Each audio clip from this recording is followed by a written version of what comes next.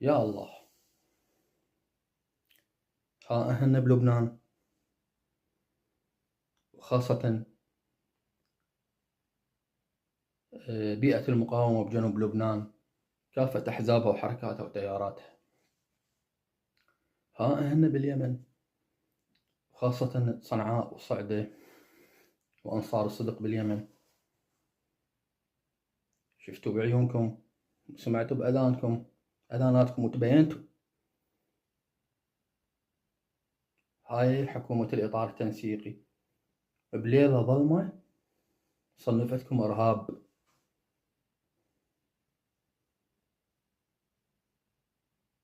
ولا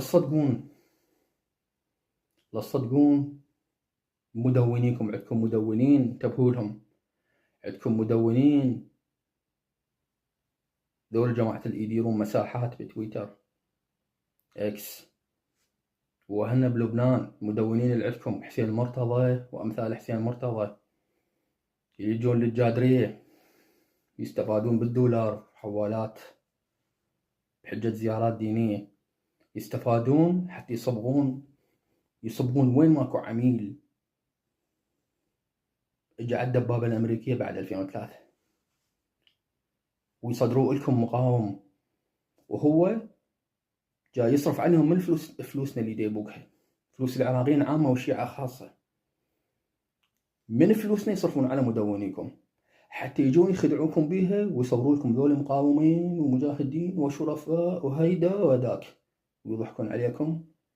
وهذول يسرقون ويصرفون ويشتروهم ويجندوهم ويخسرون دماغكم حتى يخترقوكم، حتى ياخذون المعلومات ويودوها لأسيادهم حتى يحمون رقابهم. يعني أهلنا بجنوب لبنان سمعتوا، خاصة حزب معين بلبنان جاي يسمعون، جاي يشوفون بعينكم ليقشمروكم ويقولوا لكم الحكومة تختلف عن الإطار التنسيقي، والإطار التنسيقي يختلف عن الحكومة. هاي حكومة الإطار التنسيقي، وقياداتكم ورؤسائكم ومؤسسيكم يعرفون شنو الإطار التنسيقي.